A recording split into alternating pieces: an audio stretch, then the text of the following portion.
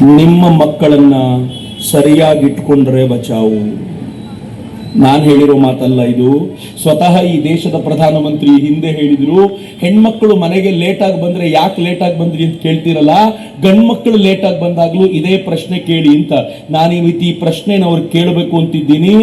ನಿಮ್ಮ ಮಕ್ಕಳು ತಂಟೆ ಮಾಡಿದರೆ, ನಿಮ್ಮ ಮಕ್ಕಳು ನಮ್ಮ ಹೆಣ್ಣು ಮಕ್ಕಳೊಂದಿಗೆ ತಂಟೆ ಮಾಡ್ಲಿಕ್ಕೆ ಬಂದ್ರೆ, ನಾವು ಪೊಲೀಸರ ಕಂಪ್ಲೇಂಟ್ ಕೊಟ್ಟು ಉಪಯೋಗ ಆಗಲಿಲ್ಲ ಅಂತಂದ್ರೆ ಉಳಿದಿದ್ದು ನಾನೇನು ಹೇಳಲಿಕ್ಕೆ ಇಚ್ಛೆ ಪಡಲ್ಲ.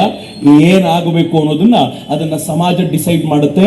ನಾನು ಆ ಎಚ್ಚರಿಕೆ ಇವತ್ತು ಮುಸ್ಲಿಂ ಸಮಾಜಕ್ಕೆ ಕೊಡಬೇಕು.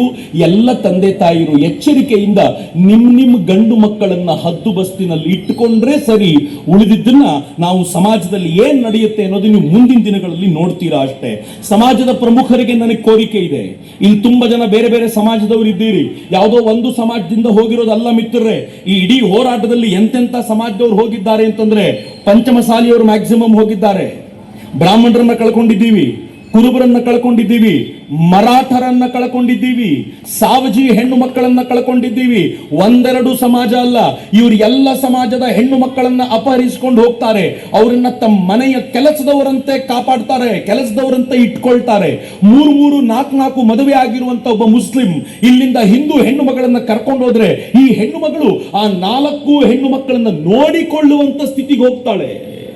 ಹುಬ್ಬಳ್ಳಿ ಧಾರವಾಡದಲ್ಲಿ ನಾನು ಇವತ್ತೊಂದು ಧೈರ್ಯ ಕೊಡ್ಲಿಕ್ಕೆ ನಿಮ್ಗೆ ಇಚ್ಛೆ ಪಡ್ತೀನಿ. ಹೆದರ್ಕೊಳ್ಬೇಡಿ. ಯಾವ್ದಾದ್ರೂ ಹೆಣ್ಣು ಮಗಳು ಮನೆಯಿಂದ ಹಿಂಗೆ ದೂರವಾಗಿ ಒಬ್ಬ ಮುಸಲ್ಮಾನ್ ಹುಡುಗನೊಂದಿಗೆ ಅತ್ಯಂತ ಕೆಟ್ಟ ಸ್ಥಿತಿಯಲ್ಲಿ ಬದುಕಿದ್ರೆ ಅವಳು ಸತ್ತೋದ್ಲು ನಮ್ಮ ಪಾಲಿಗೆ ಅಂತ ಯಾವತ್ತೂ ಹೇಳಬೇಡಿ. ಅವಳು ಹಿಂದೂ ಹೆಣ್ಣು ಮಗಳು. ಅವಳ ದೇಹದಲ್ಲಿ ಹರಿತಾ ಇರುವ ರಕ್ತ ಹಿಂದೂ ರಕ್ತ. ಆ ರಕ್ತ ನಮ್ಮದಲ್ಲ ಅಂತ ಯಾವತ್ತೂ ಹೇಳ್ಬೇಡಿ. ಅವಳನ್ನು ವಾಪಸ್ ಕರ್ಕೊಂಡು ಬನ್ನಿ. ಅವಳು ಯಾವತ್ತು ವಾಪಸ್ ಬರ್ತಾಳೆ ಅಂದ್ರೂ ವಾಪಸ್ ಕರ್ಕೊಂಡು ಬನ್ನಿ.